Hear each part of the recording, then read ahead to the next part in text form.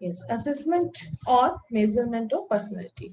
तो जैसा अभी अब हमने डिस्कस कर ही लिया था कि किस किस तरीके से और क्या क्या हम क्यों करते हैं या क्या इम्पोर्टेंस है इसकी हमारे लिए, ठीक है। तो मेनली ये है कि हम किसी के बारे में कुछ बताएं, यानी कि प्रेज कर सकते हैं हम किसी की पर्सनैलिटी को, रादर देन मेजर। आप उसको मेजर करने में हमें बहुत टाइम लगता है और बहुत समय चाहिए इन सब चीजों को मेजर करके, जब आप बता पाओगे कौन सी परसेंट है। लेकिन हम प्रेज बहुत जल्दी से उसको एवेल्यूएट कर सकते हैं प्रेज करके। जैसे थोड़ी देर मेरे से कोई मिले, मैं उसकी बातों को देखकर, उसके बाहरी आउटर लुक को देखकर बता सकती हूँ इन वर्ड्स में कि ये इस तरह का व्यक्ति है, यानी बहुत खुल के मिल रहा है मुझसे, इट मीन्स एक्सट्रोवर्ट है या एम्बीवर्ट है, या ये पूरी तरह से सोमेटिक टाइप, उसकी पूरी बाहरी फिजिक उसकी कैसी है, वो सारी चीजें मैं डिस्क्राइब अपने वर्ड्स में कर सकती हूँ। तो ये हमारे लिए बहुत ही इजियर वे होता है पर्सनैलिटी को डिस्क्राइब करने का, रादर देन इट्स मेजरिंग। आप इसको मेजर करें, उससे अच्छा है कि वो बता दें, ये कहने की बात है। लेकिन फिर भी हमें थ्योरेटिकल हमें मेजर करना ही पड़ता है, क्योंकि आप एविडेंस कहाँ से लाएंगे, हर एक का नजरिया अलग होता है। आपसे कोई व्यक्ति मिलेगा, आपके अलग तरीके से मिलेगा। हो सकता है मुझसे आप बात करें अलग तरीके से करेंगी, क्योंकि मैं आपकी टीचर हूँ। और हो सकता है आप फ्रेंड में जो बातें करेंगी आपसे, जो आपके पीयर ग्रुप है, आपके इस ग्रुप का है, या आपके पेरेंट्स हैं, या आपके अदर पर्सन जो भी रिलेटिव्स हैं, उनसे आपका वे ऑफ टॉकिंग और या वे ऑफ जो प्रेजेंट आपका, जो आप प्रेजेंट कर रहे हैं अपने आप को, प्रेजेंटिंग वे भी आपका डिफरेंट होगा मेरे से। तो बहुत अंतर आ गया ना यहीं पर ही। आपका मैं कैसे डिफाइन कर सकती हूँ, क्योंकि मेरे संग आपका व्यवहार और है, इसलिए मेरे लिए आप अच्छे हो गए। दूसरे के लिए, जो घर में भाई बहन है, उनसे पूछो एक दूसरे का, उनके लिए वो खतरनाक होंगे, उनका कुछ और ही एस्पेक्ट निकल के आएगा, वो उसको अलग तरह से मेजर करेंगे। तो इसलिए रिलायबिलिटी नहीं होती है, कुछ एविडेंस हमें ऐसे चाहिए होते हैं जिससे हम कह सकें कि थोड़ा सा ये उसी तरह का है या उस पर्सनैलिटी को बिलोंग करता है। तो ये जो मैंने बताया आपको एनवायरनमेंट के थ्रू या फिर आपके सर्कमस्टेंसेस के थ्रू चेंज होते रहते हैं, इसलिए हमें मेजर करने की जरूरत पड़ती है। बस यही मतलब है क्यों मेजर करते हैं। जब ये पूछा जाए क्यों करते हैं, इसीलिए करते हैं क्योंकि डिफरेंट पर्सन से डिफरेंट आपके व्यवहार या बिहेवियर अलग अलग होते हैं, ठीक है। तो इसका इंट्रोडक्शन हम देख लेते हैं थोड़ा सा, कि इंट्रोडक्शन में आपके सामने स्लाइड है, वो मैं जो बता चुकी हूँ अभी तक, सेम स्लाइड में रिटर्न फॉर्म में आपको मिलेगा कि it would be better to speak और इवेल्युएटिंग और appraising personality rather than measuring it. For here we are concerned with ascertaining progress in the development of ma'am personality। Screen completely visible नहीं है ma'am, दिख ही नहीं रही, मतलब completely visible नहीं है, आधा अधूरा दिख रहा है इसमें। आधा दिख रहा है मैम दिख रहा है मुझे, पूरा शो हो रहा है। मैम पूरा दिख रहा है मैम। हाँ वैसे होना नहीं चाहिए रवि, कोई प्रॉब्लम होगी मुझे नहीं। फोन पर हो क्या तुम? Yes ma'am. बस फोन पे कटता है, फोन पे थोड़ा सा कटिंग होती है। मिल हाँ गया मैम, मिल गया सॉरी। मिल जाएगी, नहीं तो बाद में मिल जाएगी आपको। ओके मैम, मिल गया। हाँ हाँ मिल जाएगी, ऐसा नहीं है। शो जब मेरे को पूरी हो रही है तो आपको भी होनी चाहिए।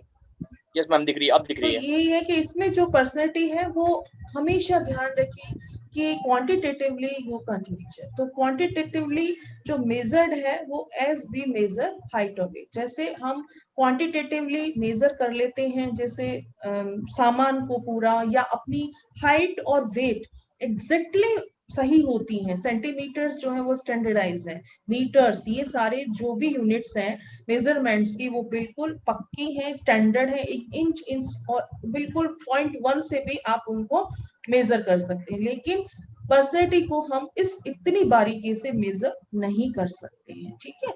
तो वी अप्रेज और evaluate personality because it helps us know about the physical, mental. Next slide में चेंज कर देती हूँ, आपको नहीं नजर आ रही है, ठीक है। आपके साथ जो चीज है कि मेजर किससे कर सकते हैं इसको हम, about physical, mental, emotional, social behaviour of the individuals. Ma'am first page ही आ रहा है इंट्रोडक्शन। मैम इंट्रोडक्शन का पेज ही है इस पे। हाँ इंट्रोडक्शन में ही है, ये चलेगा, इसी में ही है, इंक्लूडिंग है, ठीक है। देखो इसी में ही है। Yes, we ma'am. appraise or evaluate personality है ना, because it helps us to know Yes, about the physical, mental, emotional and social behavior of the individual. It also helps us in knowing the unconscious mind. Moreover, unless we have succeeded in measuring the personality of the students, it will not be possible for us to furnish proper guidance to the students. Some of the methods of measuring personality are given below. अब मैं आगे methods बताऊंगी जो कि आपको अलग अलग से बताई जाएंगे। इतनी बात आपको अब समझ में आ चुकी होगी अच्छे से, क्योंकि हम जो उनकी अलग अलग चीजें हैं, फिजिकल, मेंटल, इमोशनल, सोशल, ये सारी चीजें हम इंडिविजुअल्स की जानने के लिए, इवैल्यूएट करने के लिए पर्सनैलिटी को चेक करते हैं। ठीक है, तो हम इसी तरह से हम उनको बता पाएंगे। नेक्स्ट स्लाइड है मेथड्स ऑफ मेजरिंग पर्सनैलिटी। अब इसको थोड़ा सा ध्यान से पढ़ेंगे कि there are 3 methods of measuring personality. First is subjective method, and then second is objective method, and third is projective method. तो all are reliable for us, only for us. Okay, हमारे लिए है, स्टैंडर्डाइज है, क्योंकि हम इनको check कर सकते हैं कभी भी, किसी भी वक्त in the classroom. Subjective method पढ़ेंगे हम और प्रोजेक्टिव मेथड को ज्यादा लेंगे। बीच वाला जो है ऑब्जेक्टिव मेथड, ये हमारे लिए नहीं होता जनरली, मैं भी बता दूंगी आपको, ये हम टीचर्स के लिए नहीं है। सब्जेक्टिव मेथड्स में इंक्लूड क्या करते हैं? Subjective method of measuring of personality, the individual is asked to evaluate himself. Data is also collected with the help of his friends, relatives, and associates. The individual looks at himself critically and objectively. Mainly subjective method में totally हम data जो collect करते हैं वो आसपास के उससे friend से लेंगे सब्जेक्टिव में, और उसको खुद से खुद को अपने आप मेजर करने के लिए कहते हैं हिमसेल्फ, वो खुद अपने बारे में बताएगा। तो सब्जेक्टिव मेथड की बात हम म्यूट कर लीजिए, जिसका भी माइक जो अनम्यूटेड है ना, प्लीज म्यूट कर लो। तो जो सब्जेक्टिव मेथड्स हैं बेसिकली इन पे हम कंसंट्रेट करें, पहले बता देती हूँ, आप थोड़ा ध्यान से सुना। सब्जेक्टिव मेथड बहुत कम रिलायबल है फिर भी उसके अपेक्षा, कि हम उनको अच्छे से नहीं मानते हैं, क्योंकि आपको यदि मैं कहूँ सब्जेक्टिव मेथड आपके ऊपर मैं लगाऊं, आप मेरे स्टूडेंट हैं अभी, तो मैं उसी तरह डील करूं आपके साथ जैसे आप अपने बच्चों के संग डील करेंगे। सब्जेक्टिव मेथड्स में आपके ऊपर यदि अभी फिलहाल इम्प्लीमेंट करती हूँ और कहती हूँ कि आप अपने आप से अपने को बारे में लिखिए, सेल्फ अपने को इवैल्यूएट करिए, बाय हर सेल्फ हिमसेल्फ, आपको इंडिविजुअली कह दूं कि आप पेपर पे अपने बारे में अच्छा या खराब, जो आपके अंदर नेगेटिव है या जो पॉजिटिव्स हैं, वो सब लिख के मुझे दीजिए। तो कितने बच्चे रिलायबल होंगे? कितने स्टूडेंट्स यहाँ सही लिख कर देंगे मुझे? कौन मेरे आगे अपनी गलतियां मतलब बताएगा, या अपनी नेगेटिव चीजें, या अपने जितने भी माइनस हैं अपने, वो कहाँ वो मुझे अपनी बताएगा कि ये चीजें मेरे साथ, वो अच्छा लिखेगा। ठीक है, तो इसलिए रिलायबिलिटी कम हो जाती है यहाँ के, कि जब आप ऐसे ओन उसको छोड़ देते हैं इंडिविजुअल्स को खुद के बारे में लिखने का, और फिर कह रहा है ये कि data is also collected with the help of his friends. अब उसके फ्रेंड से कलेक्ट करोगे तो क्या रिलायबल होगा? आज मेरी दोस्त है, यहाँ पर कोई अच्छी सी बच्चा मेरा दोस्त है, मान लीजिए फ्रेंड है, सर्किल मेरा अच्छा है, और वो यदि आपका आप ना रीज्वाइन कर लेना, मीटिंग जैसे ऑफ होगी ना, टाइम आ रहा है 10 मिनट्स का, ठीक है, उसके बाद में रीज्वाइन कर लेना, आप लोग सब अपने आप से इसी लिंक से वापस से ज्वाइन कर लेना। ठीक, तो जब हम बात करते हैं सब्जेक्टिव की कि उसमें कौन अपना देगा, यानी कौन फ्रेंड होगा, जो अच्छे फ्रेंड्स होंगे आपके, जिनसे आपको बहुत अच्छी हेल्प मिलती है या आपके अच्छे दोस्त माने जाएंगे, तो आपके बारे में पॉजिटिव ही बताते हैं, नेगेटिव नहीं बताएंगे, आपकी कमियों को छुपा जाएंगे। तो ये चीज जो है वो इसलिए रिलायबिलिटी में कम आती है, रिलायबल हम सोर्स कम मानते हैं इसको, सब्जेक्टिव मेथड को थोड़ा सा, लेकिन फिर भी हम करते हैं इनके बारे में हम बहुत जरूरी रखते हैं, क्योंकि और कोई तरीका है नहीं हमारे पास कलेक्शन का, क्योंकि डेटा कलेक्ट आप करोगे कैसे जाओगे, किससे पूछोगे, क्योंकि आप उनके संग घर में तो रहते नहीं हो, आपको तो बाहर से कलेक्ट करना है सारा डेटा उसके बारे में, इसलिए सब्जेक्टिव मेथड हम यूज करते हैं in the classroom.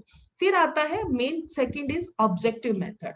Objective method जो होते हैं, we do not depend upon subjects own statements or responses, but upon his overt behavior as revealed to others who serve to as observers, examiners or judges. Objective methods are said to be scientific as they depends on the objective data.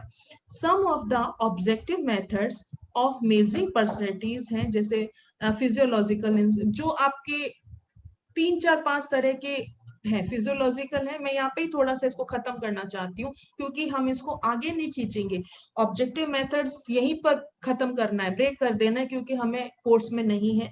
केवल आपको ये बताऊंगी कि objective में होता क्या है। तो फिजियोलॉजिकल इंस्ट्रूमेंट्स यूज करके, जैसे आपका बीपी, आपका haemoglobin, blood pressure, blood group आपका, ये मेजर किए जाते हैं। तो ये डॉक्टर्स का काम होता है। तो वो जो टेस्ट लिए जाते हैं, क्योंकि वो भी हेल्प करते हैं कहीं तक पर्सनैलिटी के हमारे, इसलिए ऑब्जेक्टिव मेथड्स भी यूज करते हैं। आज आप लीन है, थिन है, या आप किसी डिजीज से सफर कर रहे हैं, इट मीन्स आपको कोई ना कोई अंदर इनर प्रॉब्लम है, न्यूट्रिशियस कोई प्रॉब्लम है, या आप डेफिशिएंसी है, या माल न्यूट्रिशन है, आपको कुछ भी हो सकता है। उसके अकॉर्डिंग आपके अंदर प्रॉब्लम्स क्रिएट हो रही हैं। कई बार हम सुस्त होते हैं, यानी हमारे अंदर हीमोग्लोबिन कम होता है, या हमारा ब्लड प्रेशर हाई होता है, उसकी से भी हमारा पर्सनैलिटी रिफ्लेक्ट करती है। कैसे? सुस्त बैठे रहेंगे हम, हालांकि हम बहुत एक्टिव हैं, बहुत अच्छे हैं, लेकिन फिर भी हम सुस्त बैठे हुए हैं। क्यों? वो कोई ड्यू टू सम रीजन, मतलब फिजिकल रीजन हो गए ना इसमें। तो ऑब्जेक्टिव मेथड्स कौन यूज करते हैं? जनरली डॉक्टर्स यूज करते हैं। आप वो चेक करेंगे, आपका सारा रिपोर्ट चाहे टीचर्स को दे दें बाद में, लेकिन ऑब्जेक्टिव मेथड जनरली लैब्स में होते हैं और इनको ऑब्जर्व करते हैं, यानी पूरा उस पर रेटिंग स्केल जाता है, कितने से कितना हीमोग्लोबिन ठीक है, या कितने से कितना ब्लड प्रेशर ठीक है बच्चे का। तो ये सारी की चीजें, हार्ट का उसका पल्स रेट कितना है, तो ये सारी चीजें डिपेंड करती हैं, उसकी पर्सनैलिटी को रिफ्लेक्ट करती हैं। तो डायरेक्ट इनडायरेक्ट हमारी फिजिकल हेल्थ, जो इनर हेल्थ है या आउटर हेल्थ है, वो सारी की सारी किसी न किसी तरह से इम्पैक्ट डालती है हमारी पर्सनैलिटी में। इसलिए ऑब्जेक्टिव मेथड्स भी हमें मतलब यूज करने होते हैं चेक करने के लिए, यानी उनकी ब्लड टेस्ट कराना बहुत जरूरी होता है ताकि हमें उनके बारे में पता लगे। तो ऑब्जेक्टिव मेथड को हम डिटेल्स में नहीं पढ़ेंगे, यही ब्रेक कर दीजिए इनको, खत्म। आपको बस पता चल गया कि ऑब्जेक्टिव मेथड्स होते क्या है। फिर आता है आपका थर्ड मेथड होता है प्रोजेक्टिव मेथड। प्रोजेक्टिव मेथड जो है वो बेसिक हम ज्यादा पढ़ेंगे और ये ज्यादातर यूज किया जाता है इन द क्लासरूम। सबसे ज्यादा प्रोजेक्टिव मेथड को हम यूज करते हैं, वो थोड़ा रिलायबल सबसे ज्यादा माना जाता है। सी, तीसरे नंबर वाला जो आपका मेथड है। ठीक है, आवाज आ रही है आपको? Hello, yes ma'am. Yes ma'am. हाँ, चली जाए ना ये मीटिंग तो वापस जल्दी से रीजॉइन करना, ठीक है? हम टाइम खराब नहीं करेंगे। Okay ma'am. फिर आता है प्रोजेक्टिव मेथड के बारे में। प्रोजेक्टिव मेथड का हम डिटेल्स लेंगे। प्रोजेक्टिव मेथड में क्या होता है? प्रोजेक्शंस होते हैं। Projection mean to project one's own unconscious, जो विशेष है, अनकॉन्शियस विशेष बहुत होती है हमारी, बहुत इच्छाएं हमारी अंदर दबी रहती हैं, ब्रेन के अंदर, दिमाग के अंदर, शरीर के अंदर दब चुकी होती है। थॉट्स हमारे, ambitions, aspirations, fear, hope and जो आपकी रिप्रेस्ड डिजायर्स होती है, और जो सम एक्सटर्नल ऑब्जेक्ट्स हैं, जो भी हैं आपके इसमें, कि बाहर से आप दिखाते कुछ हैं और होते कुछ हम अंदर हैं। कुछ एस्पिरेशंस हमारे बाकी रह जाते हैं, कुछ हम आशाएं लेकर जाते हैं जो डिप्रेशन का क्रिएट कर देती हैं, जो हमारी फुलफिल नहीं होती हैं। यानी इच्छाएं तो हमारी बहुत अच्छी अच्छी होती है ना, हल्की आशाएं तो हम कोई रखते ही नहीं है। कोई भी ह्यूमन बीइंग कभी भी नीचे का नहीं होना सीखता, डिग्रेड होना नहीं चाहता, वो हमेशा अपग्रेड ही होना चाहता है। हर जगह ऊपर ही देखता है, नीचे कभी नहीं देखता। हम कभी नहीं कहेंगे कि हम छोटे हो जाएं लंबे हैं तो, या हम मोटे हो जाएं, कभी नहीं कहेगा। या हम चिड़चिड़े हो जाएं यदि हम अच्छे हैं तो, हंसमुख हैं, कोई भी नहीं चाहेगा कि उसकी पर्सनैलिटी में नेगेटिविटी आती रहे। तो ये सारी चीजें हैं। तो ये रिफ्लेक्शन है प्रोजेक्टिव मेथड से, कि वो रिफ्लेक्ट करेगा, अपनी बातें बताएगा, किस तरह से रिफ्लेक्शन देगा अपने विचारों को जो दबे हुए हैं अंदर, छुपी हुई चीजें आपकी कैसे निकलती हैं बाहर, वो चेक करते हैं हम उनसे, प्रोजेक्शन से उनके, कि उनके अंदर क्या क्या ऐसी चीजें हैं जिनसे वो परेशान हैं या बहुत अच्छे हैं। कभी परेशानी के लिए पर्सनैलिटी टेस्ट नहीं होता, बहुत अच्छा बच्चा है तब भी उसकी पर्सनैलिटी को चेक किया जाता है कि उसके अंदर ऐसा क्या है। यानी वो किस तरह से सोचता है, वो किस तरह से बात करता है, वो सारे उसके पर्सनैलिटी के एस्पेक्ट्स होते हैं। तो यही चीज हमें जज करने के लिए प्रोजेक्टिव मेथड का यूज करना होता है। प्रोजेक्टिव टेक्निक के अंदर जितनी भी आएंगी वो सारी टेक्निक्स में एक्सपर्ट्स के साथ में आप क्या करोगे, इजीली इमोशनल, उसके social and intellectual traits of individuals because they unconsciously attach their inner feelings with the external object. ठीक है, जितनी भी हमारी अंदर फीलिंग्स हैं वो सारी की सारी हमारी वापस बाहर निकल कर आती हैं, जो अंदर छिपी हुई है किसी न किसी रूप में हम बाहर निकालते हैं। आपने बहुत बार वर्ड भी यूज करते हो कि इसके अंदर फ्रस्ट्रेशंस है, वो निकालता रहता है ये अपनी कहीं भी किसी पे भी। तो वो फ्रस्ट्रेशन होती है जहां पर हमारा बस चलता है, जिसको हम कहते हैं जहां हम चला सकते हैं, जहां पर हम एक्सप्रेस कर सकते हैं, जहां प्रोजेक्ट कर सकते हैं, तो वही प्रोजेक्ट कर देते हैं। चाहे बच्चे पर कर देते हैं, चाहे घर वालों पे कर देते हैं। तो जो हमारी इच्छाएं, हम जैसे हमें कोई मनपसंद चीजें ना मिले तो हम उसके साइड इफेक्ट्स देखो। उसको, बच्चे को आप चॉकलेट मत दो, फिर साइड इफेक्ट देखो उसका क्या करता है, वो सामान तोड़ देगा, फेंक देगा। तो ये प्रोजेक्शंस होते हैं, यानी मन में जो दबी हुई चीजें होती हैं वो किस तरह से बाहर निकलती हैं, यही प्रोजेक्शन होता है। तो प्रोजेक्टिव जो मेथड्स है वो बेस्ट टेक्निक्स है जज करने के लिए पर्सनैलिटी। प्रोजेक्टिव मेथड्स को हम डिटेल में पढ़ेंगे, लेकिन फर्स्ट जो है आपकी सब्जेक्टिव को भी थोड़ा सा पढ़ेंगे, क्योंकि सब्जेक्टिव मेथड भी जनरली हम रिसर्च में हमारे जो हमारे रिसर्च एरियाज हैं, जैसे अब आप करोगे करोगे डिजिटेशन, रिसर्च का पार्ट पढ़ोगे, उसमें ये सारी चीजें बेसिकली आएंगी कि आप किस किस तरीके से, यदि आप किसी बच्चे की पर्सनैलिटी को चेक कर रहे हैं तो वो किस किस तरीके से आप अपने क्वेश्चनर या डेटा कलेक्शन के लिए आप इन चीजों को अपना सकते हैं। डेटा कलेक्शन में सारी टेक्निक्स काम आएंगी जो कि बहुत जरूरी है आपको पता होना कि किस तरह से हम चेक करते हैं। तो सब्जेक्टिव मेथड फर्स्ट हम लेते हैं, जिसके अंदर पहला आता है सब्जेक्टिव मेथड जो है वो 4 टाइप्स का होता है। 4 मतलब टाइप्स है इसके, 4 तरीके से आप इंप्लीमेंट कर सकते हैं। वे 4 वेज है। फर्स्ट है ऑटोबायोग्राफी।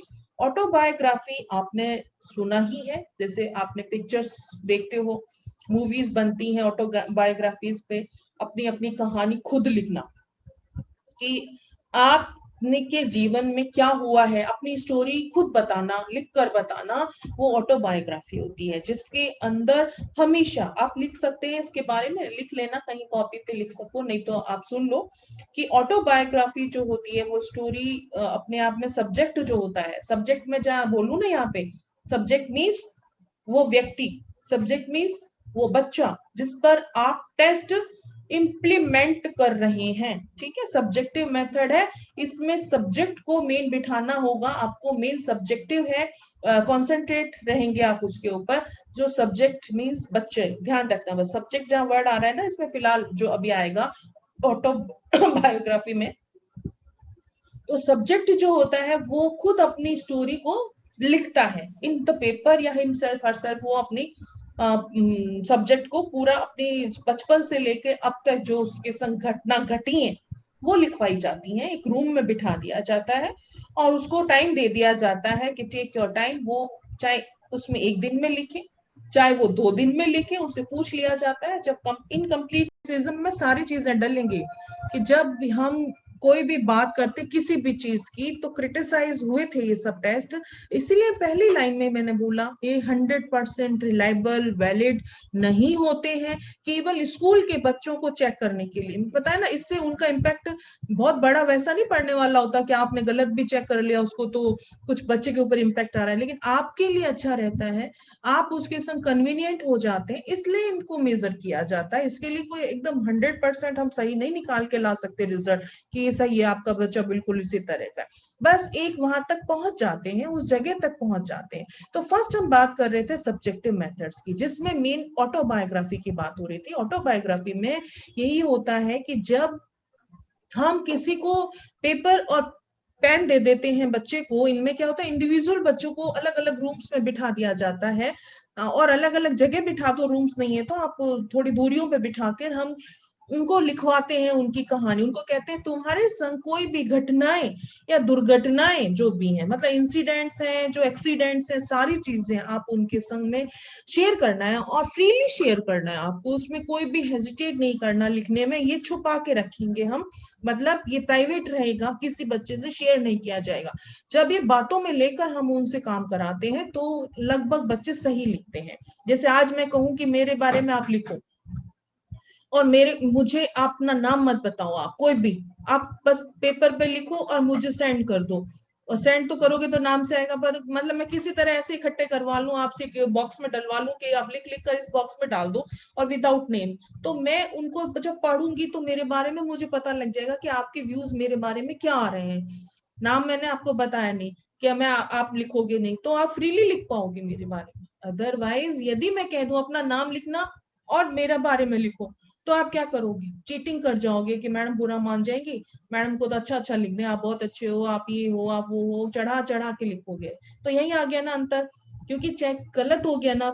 लेकिन हमने क्या किया, इसकी कंडीशंस होती हैं जब इम्प्लीमेंट करते हैं ना, तो सबसे बड़ी जो काउंसलर या गाइड, जो आप गाइडेंस या काउंसलिंग कर रहे हैं, आप एज ए, उस समय टीचर नहीं है, आप एज ए काउंसलर है उसका, एज ए काउंसलर आपको पहले ये बातें बतानी होती हैं। ये सबके लिए है बेटा, ना सब्जेक्टिव मेथड के लिए नहीं, ऑल ओवर मेथड जो आप इंप्लीमेंट करेंगे, जो भी टेस्ट है साइकोलॉजिकल, अब टोटल की बात कर रही हूँ, सब में यही बात लिखनी होगी आपको कि जब भी हम इंप्लीमेंट करते हैं इन द क्लासरूम, तो आपको सबसे पहले उन बच्चों को अपने विश्वास में लेना है, यानी कि आप उनके फेवर में हो। आप उनको कहोगे कि बेटे ये बात किसी को लीक नहीं होगी, आप जो भी लिखोगे इनको फाड़ के फेंक दिया जाएगा, बाद में आपका नाम कहीं भी नहीं इस पे आएगा कि आप इस तरह के हो, या क्लास में डिस्कशन नहीं होगा कि आपके संग ऐसा हुआ, या आपके साथ इतनी घटनाएं हो गई, या आपके परिवार में ऐसे झगड़े होते हैं, या आप न्यूक्लियर फैमिली है,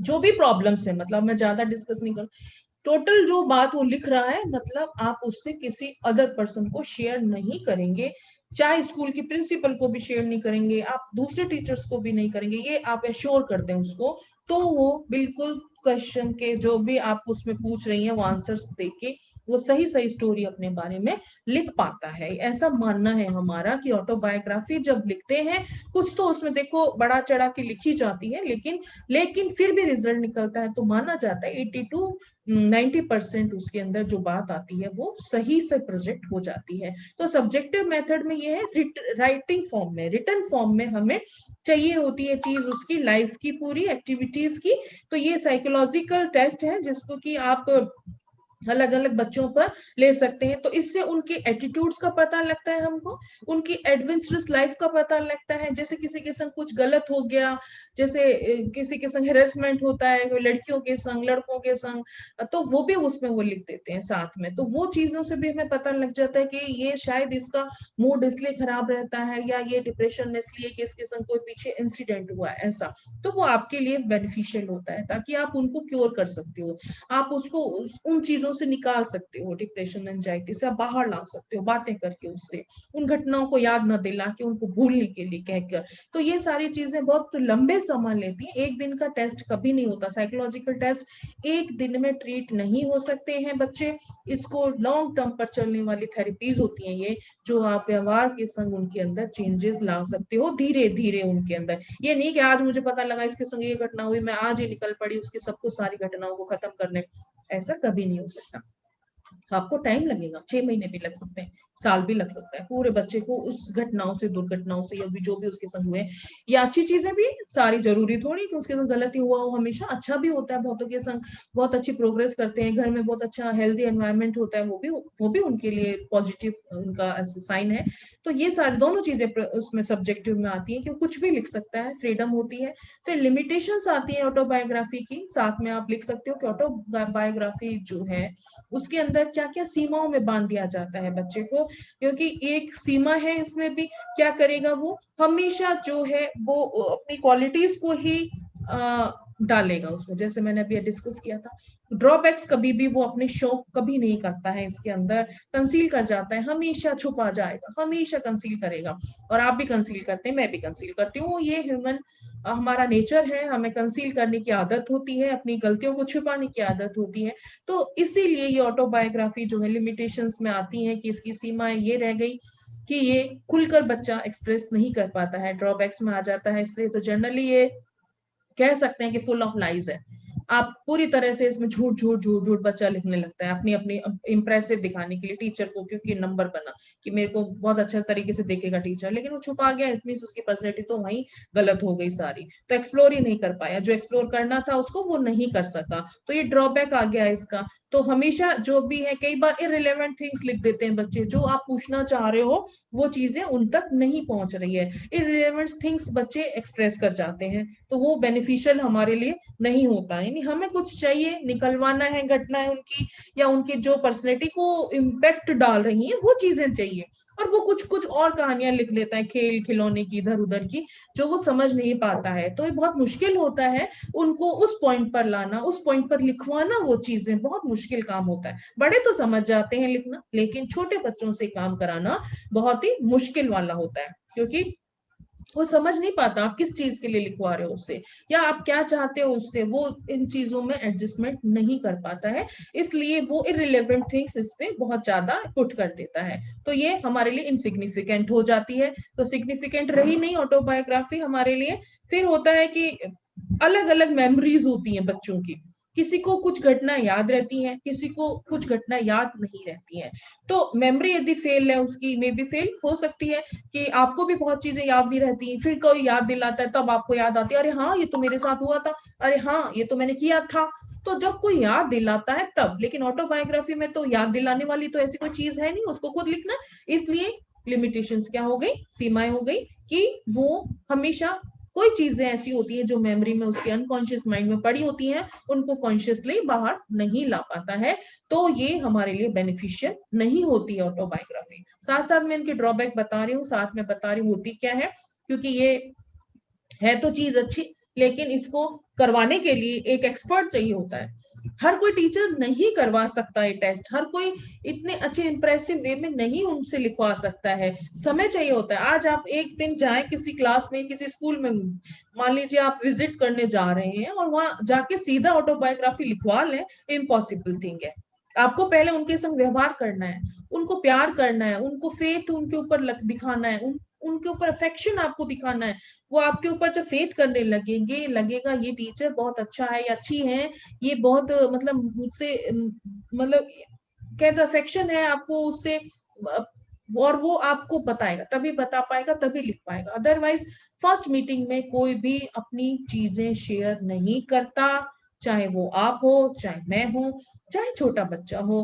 फर्स्ट मीटिंग में कभी भी ये शेयरिंग नहीं होती है, इसलिए टाइम कंज्यूमिंग तो है ही है। जो भी हमारे मेथड्स होते हैं चेक करने के, वो सारे टाइम कंज्यूमिंग होते ही है। और इसके अंदर क्या होता है, कई बार ऑटोबायोग्राफी का मेनली ड्रॉबैक क्या आता है, इसके अंदर जैसे कोई बच्चा है, लैंग्वेज हैंडीकैप है, सपोज वो अपनी भाषा में, मतलब बहुत से होते हैं ना लिख नहीं पाते हैं वर्ड्स में वो चीजें, जैसे बहुत से बच्चे इंटेलिजेंट हैं, अभी भी आईक्यू अच्छा है, पर वो भाषा में उस चीज को लिख एक्सप्रेस नहीं कर पाते हैं, अपनी फीलिंग्स को भाषा में लिख नहीं पाते, बता पाते हैं, बोलकर शेयर कर लेते हैं, आपस में वर्बल शेयरिंग होती है, बट रिटर्न शेयरिंग नहीं कर पाते हैं, लिखने में वीक होते हैं, तो उनको लैंग्वेज हैंडीकैप बोलते हैं। तो लैंग्वेज हैंडीकैप जो बच्चे होते हैं वो इस ऑटोबायोग्राफी को चूक जाते हैं, वो अपना एक्सप्रेशन नहीं दे पाते। तो ये भी एक इसका ड्रॉबैक है बहुत बड़ा। तो ड्रॉबैक ही हुए ना ज्यादातर तो इनके सबके, इसलिए एक्सपर्ट की बहुत जरूरत पड़ती है। तो इसलिए कह सकते हैं कि ये ऑटोबायोग्राफी भी बहुत ही समझ सोचकर किसी से हम लिखवा सकते हैं, टाइम कंज्यूमिंग है। सेकंड आता है case history method. Case history method जो है, मैं थोड़ा सा 1 मिनट विंध्या मैडम को टाइम दे दूं आगे, 5-10 मिनट और क्लास लेना चाहूंगी मैं, इसको खत्म करूंगी तीनों को आज। सब्जेक्टिव मेथड्स मैं चाहती हूँ खत्म करते हैं आज। तो विंध्या मैम चाहिए ना।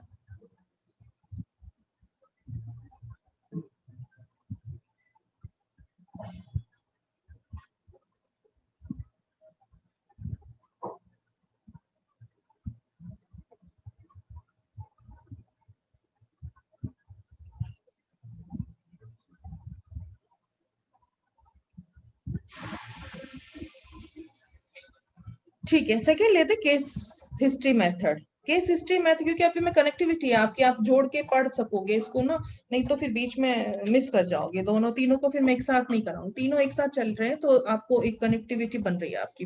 केस स्टडी जो हिस्ट्री मेथड है, इसको केस स्टडी भी कहते हैं और केस हिस्ट्री मेथड भी कहते हैं। कि केस हिस्ट्री मेथड जो होता है वो सेकंड सब्जेक्टिव मेथड है, जिसके अंदर किसी बच्चे की, जैसे स्कूल्स के अंदर जनरली ये कहा जाता है कि एक केस हिस्ट्री होनी चाहिए बच्चे की, इंडिविजुअल बच्चे की, लेकिन रखते नहीं है वो बात अलग है, बट प्रिस्क्राइब्ड है ये कि हर स्कूल में एक केस हिस्ट्री फाइल बच्चे की होती है, जिसमें उसका नाम, पता, एड्रेस, सारा उसका जो भी है, मतलब परमानेंट एड्रेस या जो भी उसका फोटोग्राफ्स, उसके parents history, like nuclear family है या उसकी जॉइंट फैमिली है, ये सारी चीजें उसमें लिखी होती है। सिंगल है या जो चाइल्ड कैसा है, सिंगल पेरेंटिंग है, कई बार डिवोर्स होता है या डेथ हो जाती है, किसी भी तरह से सिंगल पेरेंटिंग है उसकी, तो वो उस तरह से पूरी हिस्ट्री मेंटेन करके रखनी होती है। तो केस हिस्ट्री फाइल उठाकर आप किसी बच्चे की देखकर भी कुछ हद तक जजमेंट कर सकते हैं कि उसके अंदर जो फ्रस्ट्रेशंस हैं या प्रॉब्लम्स हैं या अच्छी चीजें हैं, वो उसकी फैमिली या एनवायरनमेंट, जो होमली एनवायरनमेंट है, जैसे वायलेंस, नॉन वायलेंस, ये सारी वायलेंस जो होती है, घरेलू जो डोमेस्टिक वायलेंसेस होती है ना, वो भी बहुत ज्यादा इम्पैक्ट डालती हैं बच्चे की डेवलपमेंट पे, बहुत ज्यादा इम्पैक्ट डालती है। ये हमें लगती छोटी छोटी चीजें, बट बच्चे के मन पर ये बुरी तरह से हावी रहती है, जिससे कि वो पढ़ भी नहीं पाता है, उसका फिजिकल पूरा डेवलपमेंट और मतलब social development and other kind of developments भी पूरे नहीं हो पाते हैं। तो केस हिस्ट्री मेथड इसीलिए किया है कि उसमें उसकी टोटल हिस्ट्री किसके थ्रू ले सकते हैं हम उसकी हिस्ट्री, या तो वो खुद भी आके मेंशन कर देता है, इसमें कलेक्ट करते हैं इंफॉर्मेशन किससे, उसके हेरिडिटरी एनवायरनमेंट से और एनवायरनमेंट से। हेरिडिटी किस तरह की रही है उसकी, कोई डिजीज थी पहले, या उसमें वो भी लिखा रहता है पेरेंट्स को कोई डिजीज तो नहीं है, क्रॉनिक डिजीज तो नहीं है, या कोई ऐसी हेरिडिटरी डिजीज तो नहीं है जो आगे चलती है पीढ़ी दर पीढ़ी, ऐसी बीमारी से तो ग्रसित नहीं है। और फिर एनवायरनमेंट उसकी फैमिली का वो सारा फैक्टर्स इंक्लूड रहते हैं उसके अंदर सारे पर्सनैलिटी के लिए उसके, ठीक है। तो उसका फिजिकल, इंटेलेक्चुअल, एकेडमिक, इमोशनल और कह दो सोशल हिस्ट्री, जो सारी की सारी उसके इंडिविजुअल, वो उसके अंदर हम कलेक्ट करके रिटर्न फॉर्म में एक फाइल बनाकर रखते हैं, that is called case history method, जिसके अंदर उसकी हेल्थ भी लिखी जाएगी साथ में, ठीक है। हेल्थ उसकी भी, पेरेंट्स की भी हेल्थ, उसके में जैसे ब्लड ग्रुप क्या है उसका, उसके ब्लड में कितना हीमोग्लोबिन है, वो टाइम टू टाइम चेक भी होता है। हॉस्पिटल्स मतलब ये स्कूल्स की ये उसके अंदर मेंशन होता है पूरे रूल्स रेगुलेशंस में कि एक डॉक्टर होगा वहां पर, और थोड़े थोड़े टाइम के बाद बच्चों का हीमोग्लोबिन, ब्लड लेवल, ये सारे चेक किए जाते हैं, बीपी वगैरह भी चेक किए जाते हैं। तो वो कहे तो क्वार्टरली भी चेक कर सकते हैं या फिर मंथली भी चेक होता है, वो डिपेंड्स ऑन स्कूल होता है कि किसी को जहाँ के हिसाब से, जो प्राइवेट स्कूल जैसा करते हैं या गवर्नमेंट स्कूल है। नहीं, फैसिलिटीज हमारे इंडिया में इतनी कम है, करते नहीं है, पेरेंट्स ही सब कुछ करवाते रहते हैं उनका, लेकिन स्कूल्स की जिम्मेदारी भी उतनी होती है जितनी घर वालों की होती है। उसके टाइम टू टाइम जो टेस्ट हो सकते हैं, जो ऑब्जेक्टिव मेथड मैंने अभी आपको बताया जो हम नहीं करते हैं फॉलो, इसके लिए वह डॉक्टर होता है पॉइंट, वो ऑब्जेक्टिव मेथड्स में आ जाता है कि उसमें उसके सारे ब्लड चेक करके उसकी रिपोर्ट्स होती हैं, जो बेसिक रिपोर्ट्स होती हैं। ग्रुप हो गया, हीमोग्लोबिन, ये दो ही चीजें ब्लड की मानी जाती है, और बीपी तीसरी चीज है कि बीपी उसका सही है, लो तो नहीं है। लो वाले भी बहुत डिप्रेस्ड रहते हैं, बहुत डिप्रेशन में चले जाते हैं, लो बीपी से उनको काम करने में मन नहीं लगता, या वो पढ़ नहीं पाते हैं, या जो अपना पूरा नहीं दे पाते, मतलब फिजिकल भी नहीं दे पाते, खेल भी नहीं पाते, स्पोर्ट्स में भी पार्ट नहीं ले पाते हैं, और को करिकुलर एक्टिविटीज में भी पार्ट नहीं ले पाते। तो ये चीजें सारी की सारी कहीं ना कहीं डायरेक्ट और इनडायरेक्ट उनकी पर्सनैलिटी पर रिफ्लेक्ट होती हैं, किसी ना किसी तरह से उनको दिखाई देती हैं। तो ये सारी चीजें आप फाइंड आउट कर सकते हैं उससे पूछकर, उसके घर वालों से पूछकर, एडमिशन के टाइम या फिर पेरेंट्स मीटिंग के टाइम पे बच्चों घर से, और प्लस उसके आसपास के एनवायरनमेंट से, उसके पास पड़ोस में रहने वाले बच्चों से भी आप केस हिस्ट्री कलेक्ट कर सकते हैं कि इनके घर में कुछ ऐसी चीजें तो नहीं है जिसका कि फर्क इसके ऊपर पड़ रहा है, उसकी मेंटल हेल्थ डिस्टर्ब हो जाती है, जैसे सडन डेथ हो जाती है किसी की, सडन एक्सीडेंट्स हो जाते हैं पेरेंट्स के, तो वो सारे इम्पैक्ट बच्चे के ब्रेन पर पड़ते हैं, धीरे धीरे वो डिसऑर्डर्स उसके अंदर नजर आने लगते हैं। तो ये आपको हेल्प करेगी उसकी केस हिस्ट्री उसको उन चीजों से निकालने के लिए, यानी कि उन चीजों को आप उसके लिए थोड़ा सा कन्वीनियंट कर दें। आप उसकी प्रॉब्लम को सॉल्व नहीं कर पाएंगे, उसके माँ बाप वापस नहीं ला सकते, आप उसके एक्सीडेंट्स को वापस आप सही नहीं कर सकते, लेकिन आप उनको उस जगह को भर सकते हैं अपने व्यवहार से, अपने प्यार से, अपने इमोशन से, उसको उस लायक कर सकते हैं ताकि वो उन चीजों को भूलने की कोशिश करे। ये हमारा मेन साइकोलॉजिकल ट्रीटमेंट रहता है बच्चे के लिए, इसलिए हम चेक करते हैं ना कि हम उसके घर जाकर रह नहीं सकते कि हम रह लेंगे तुम्हारे पेरेंट्स नहीं है, तो ऐसा नहीं होता, लेकिन हम उसकी प्रॉब्लम्स को कम कर सकते हैं, उसकी डिफिकल्टीज ऑफ लर्निंग को कम कर सकते हैं, जो प्रॉब्लम्स वो झेल रहा है अंदर उनको बाहर निकाल सकते हैं, प्रोजेक्ट करवा सकते हैं, बाहर निकालो, खेलो, बच्चों में मिलो, अच्छे अच्छे दोस्त बनाओ, उस तरह से उसको आप प्रमोट कर सकते हैं। तो ये चीजें हमारे लिए बेनिफिट करती है, ठीक है। तो इसके लिए लिमिटेशंस में मेनली यही चीज है कि बहुत ही डिफिकल्ट है, अच्छा माना जाता है, वैसे केस हिस्ट्री को सबसे ठीक सा माना जाता है इसमें, क्योंकि इसमें खुद बच्चे को ऐसा कुछ भी नहीं करना पड़ता बताने के लिए कि वो गलत बताए। इसमें पेरेंट्स नहीं है वो सही बताएगा, या कोई एक्सीडेंट हुआ वो सही बताएगा, कोई बीमारी है वो भी सही आ जाएगी, नहीं होगी तो आप रिपोर्ट्स चेक कर सकते हो, आप करवा सकते हो उसका टेस्ट।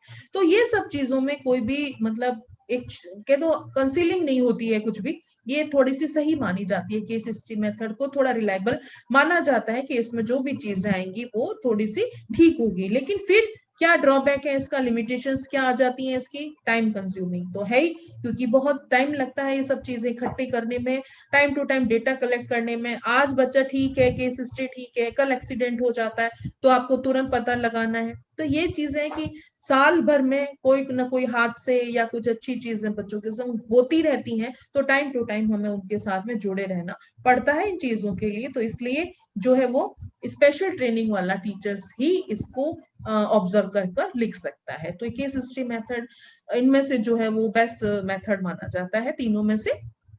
थर्ड आता है इंटरव्यू टेक्निक। इंटरव्यू टेक्निक जो है वो जो अभी रवि ने जो क्वेश्चन किया था कि इंटरव्यू देने जाते हैं तो कैसा है, तो सेम वही सब्जेक्टिव मेथड में आता है कि इंटरव्यू जब हम किसी का लेते हैं, जब interview face to face interaction को इंटरव्यू कहते हैं हम, जब फेस टू फेस किसी का रिलेशनशिप हमारे इंटरव्यूअर या इंटरव्यू वी और इंटरव्यूअर दोनों चीजें, जो इंटरव्यू है जिसका लिया जा रहा है इंटरव्यू और इंटरव्यूअर जो है, वो दोनों चीजों का 1 to 1 आपस में फेस टू फेस इंटरेक्शन होता है, जिसके अंदर कुछ क्वेश्चंस पूछे जाते हैं किसके थ्रू, जो इंटरव्यू ले रहा है उसके थ्रू।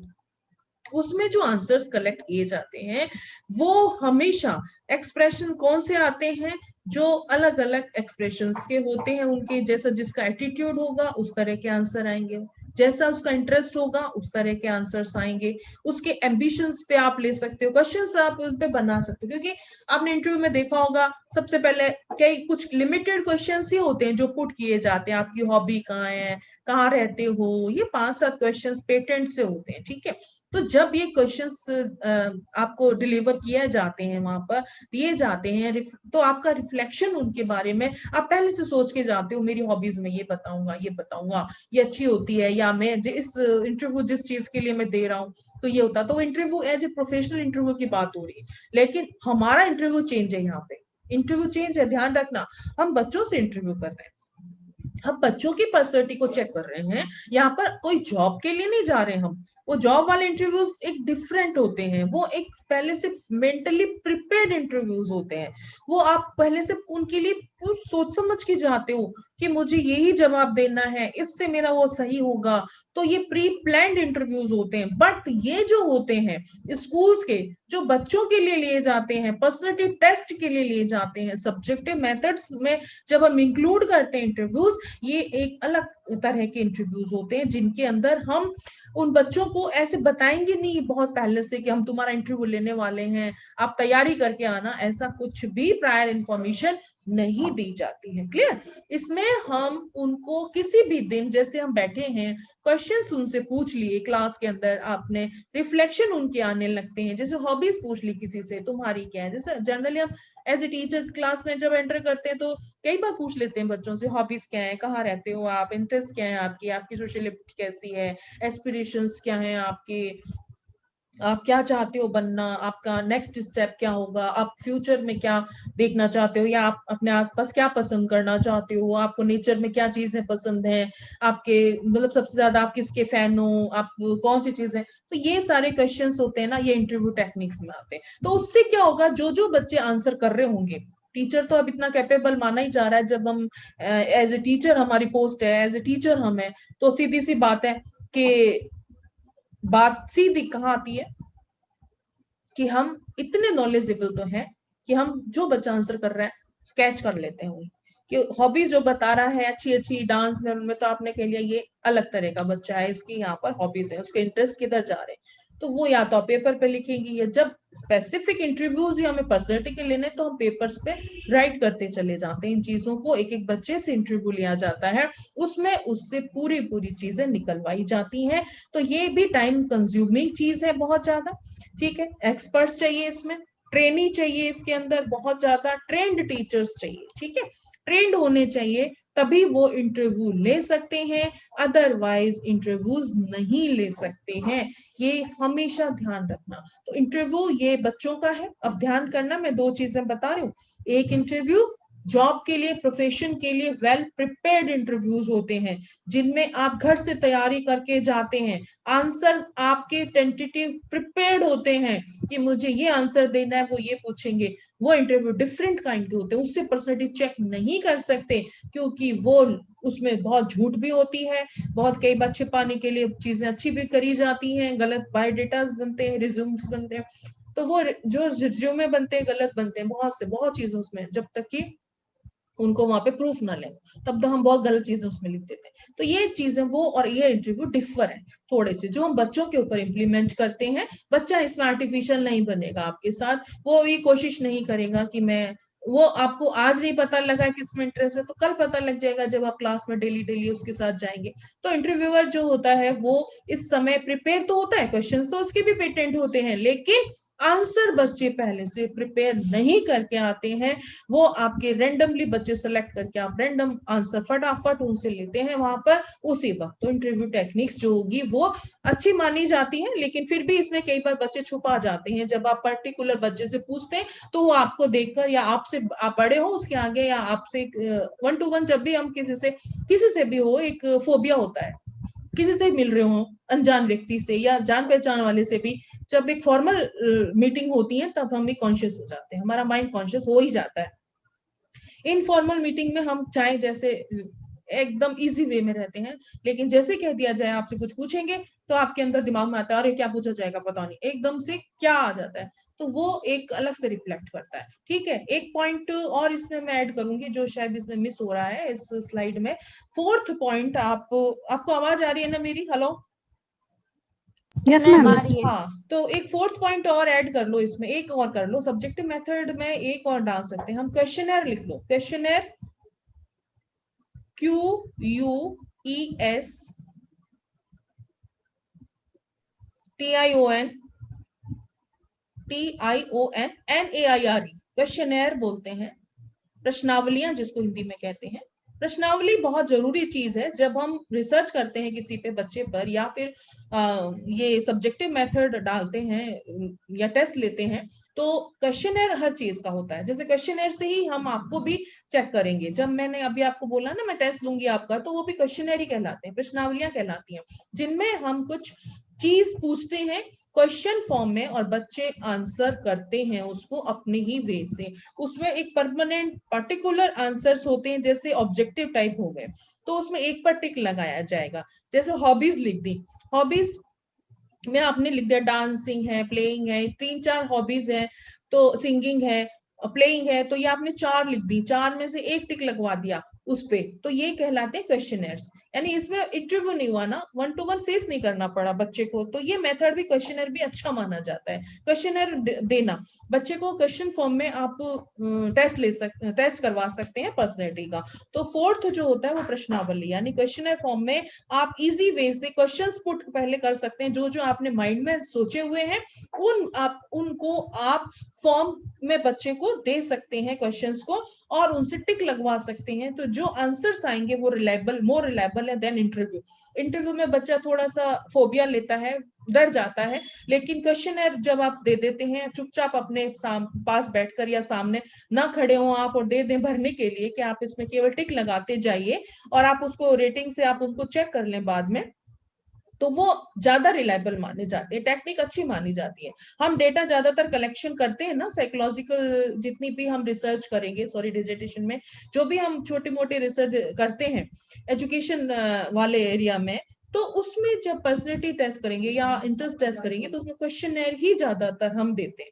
क्वेश्चनर देकर भूल जाते हैं बच्चे को आधे घंटे के लिए, या उसमें टाइम लिमिट होती है, क्वेश्चंस की अकॉर्डिंग टाइम लिमिट होती है, जैसे बांध दिया 1 घंटे में करना है, 2 घंटे में करना है आपको, तो वो आपको निशान लगाना है, बच्चे का नाम होगा उसमें और एज होगी, वो सब कुछ फिलिंग कराते हैं ऊपर पहले, जैसे जस्ट लाइक एग्जाम की तरह से कहेंगे इसको फ्री मूड में आप भर दो अपने इच्छा से, जो जो आपकी, और सोच समझ के भरना, तो वो बच्चा आराम से फ्री माइंड से भर देता है। तो ये मोर रिलायबल है देन अदर जो 3 हमने देखे, केस हिस्ट्री और आपकी ऑटोबायोग्राफी और ये जो बाकी के थे ना तीनों इंटरव्यू मेथड, इससे मच बेटर है क्वेश्चनर, जो कि मेरी स्लाइड से मिस है लेकिन आप लिख लो क्वेश्चनर प्रश्नावली। तो ये प्रश्नावली के टाइप्स भी होते हैं, कितनी तरह की है ये आगे बताई जाएंगी आपको जब आप उसका रिसर्च का पार्ट पढ़ेंगे ना। तो क्वेश्चनर्स के टाइप भी होते हैं, ओपन होती है और क्लोज्ड होती है, 2 तरह की प्रश्नावलियां होती हैं जिसमें खुलकर लिखना भी होता है, जैसे डिस्क्रिप्टिव टाइप आप लिखवाओगे, डिस्क्रिप्टिव भी लिख सकता है इसमें बच्चा, तो उसमें उसको आपको चेक करने में थोड़ी सी दिक्कत आती है। ऑब्जेक्टिव आंसर्स हम बहुत ही क्विकली और बिल्कुल सही चेकिंग होती है, तो ऑब्जेक्टिव मेथड सही होता है ऑब्जेक्टिव क्वेश्चंस देने का, उसमें सही क्वेश्चंस टिक टू टिक आएंगे ना कि ए सही किया है बी सही किया है, तो उतने में आपको लगेगा, तो आप उसमें मार्किंग अच्छे से कर पाते हैं। तो ये 4 टेक्निक्स थी, सब्जेक्टिव खत्म होते हैं आज पहला, तो समझ आ ही गया होगा आपको ये सारा, ये चारों अच्छे से कर लेना। इनकी लिमिटेशंस भी साथ साथ मैंने बता दी, सब्जेक्टिव मेथड भी हम लगाते हैं, लेकिन जो अब हम करेंगे नेक्स्ट उसमें प्रोजेक्टिव मेथड लेंगे, वो मोर इम्पोर्टेंट देन सब्जेक्टिव है, और वो ज्यादातर वो बहुत रिलायबल, इससे भी ज्यादा रिलायबल प्रोजेक्टिव मेथड्स होते हैं। ठीक है, वो हम नेक्स्ट क्लास में लेंगे। Thanks a lot, thank you very much. Thank you ma'am. Thank you. अभी नेक्स्ट क्लास है इसलिए मैं कोई बात नहीं करूंगी, आप नेक्स्ट क्लास ज्वाइन करिए प्लीज। ठीक है, okay ma'am. Okay, yes ma'am. कल बात करते हैं।